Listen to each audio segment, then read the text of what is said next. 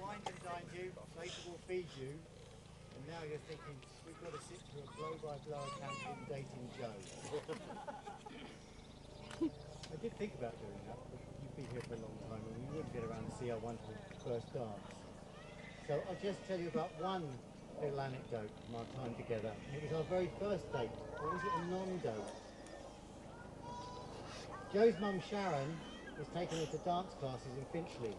It was her last chance to find her a good Jewish boy. Didn't count on this walking sheep's clothing. Anyway, at the Sarot classes, the ladies move around the room, dancing with a different man each time. And when Joe came to me, one of us said this famous line, "Now we've got to dance this move with style." Now Joe, bless her, has always said it was her line. And darling, as it's your day, I'm going to agree it was your line. As long as you agree, I have the style. Anyway, one thing led to another. She gave me her phone number, and bless her, she also gave me her home number. For a guy who was coming back into dating when the last time, he was dating, there were only landlines. I found it rather offensive that women would give you these mobile numbers. It was as if they were saying, yes, you can date me, but you can't know where I live, you stalker. But Joe, bless her, gave me both numbers. So a couple of weeks later, I drove down from here, in the furthest reaches of Hertfordshire, right the way down the A10, round the M25, past Watford, turned left on the A40, into London to the salubrious borough of Northolt. Finally found her flat, because it was before the times of sat-navs. Thought I might have a rest before I drove back again. But no, she leapt out of the flat. Right, let's go. Got in the car, drove back out of the salubrious borough of Northolt, round the M25, into Watford, found a dance class. We danced the night away for 4 hours. They said, right, let's go. Got back into my car, drove her back out of Watford, round the M25, on the M40 into London, salubrious borough of Northolt again. Right, by now, I danced 4 hours, I'd driven 150 miles. It was about 1 in the morning. I was knackered. Right, and we pulled up outside her flat, and she opened the door. Bye, thanks. I said, don't I get a coffee? No. Slammed the door and off she goes. Apparently someone had advised her I might be a bit dangerous. I was too knackered. Anyway, I turned round, I got about 100 yards down the road, nodding off, and I thought, I'll desperately text her, I desperately need some caffeine to get myself home. So I texted her and said, I'm texting you for a ditch. I really need some caffeine to get myself home.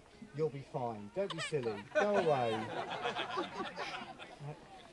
So, I did drive home. I did manage to just get home without falling asleep and ending up in the ditch. But it was a few near misses. So one thing led to another. I carried on seeing her, but I'll tell you now, I love her to bits.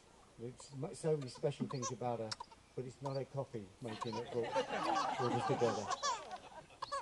Anyway, so I'm just going to give you that. That's the one anecdote that I'm going to bore you with. Now I'm going to do the thank yous. Right? There's so many special people here for us today.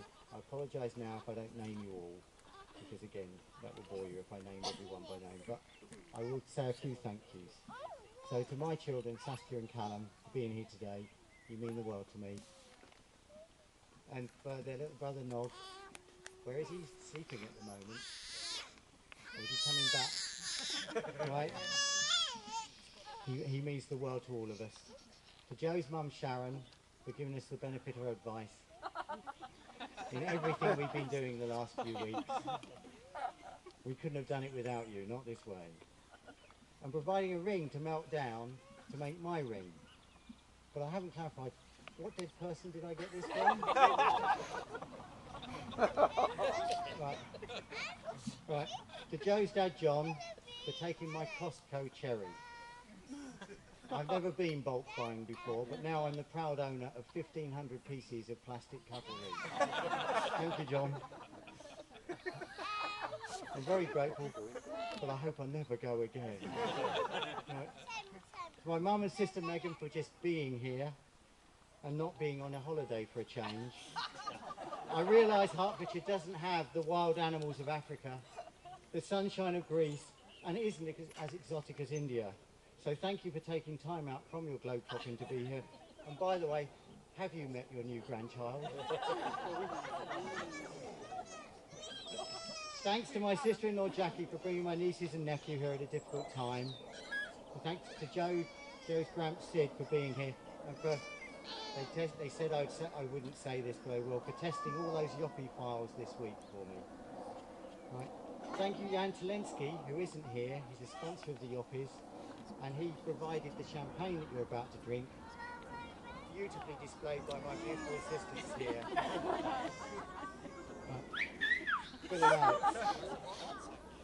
Thank you for Dan for officiating. He was the guy in the efficient-looking black suit earlier, who's now gone all caftan on us. Thank you, Dan. Thank you. Thank you, Karen, Yoppie's art director, for designing the infight, which helped me got lots of people here, although one or two did manage still to go to entirely the wrong village hall. Thank you for Tom for toastmastering. Right. But he's actually a friend and he's not getting paid for being here tonight. I didn't explain it. For Mike for being my best man, and for Helen for being his best woman and designing these suits. We actually changed our outfits in the last 24 hours and dared not to tell Jo, but she approves. Right. As I say, I could go on and name everyone who has helped, and all the people here are all special to us. But I won't bore you and embarrass you. So I just want to ask you to raise your glasses to friendship. And now I must turn to absent friends and relatives. My dad would have enjoyed this knees up, but he died last year. My friends William and Simon also passed away last year and were also great party goers. Why do the great party goers die so young? Joe's other granddad Jack, who is still with us but could not be here today. To Joe's brother Ian, sister-in-law Sam, and nieces and nephew Hannah, Josh and Abby, who are in South Africa. My brother John and his family, who are in Hong Kong. My extreme sports brother Rob, who is up some mountain somewhere or down some river somewhere. Joe, what is it about us that drives all our relatives abroad? It's only because we took my mum and sister's passports away that they're actually. But most of all, Joe and I would like to toast all of you for being here today, our true friends, of which I have 63 to your 39, but who's counting? Where's about equality? Some of us count for more than one. So please raise your glasses to all of us here. Thank you very much. And now I'm going to hand you over to my best man to insult me.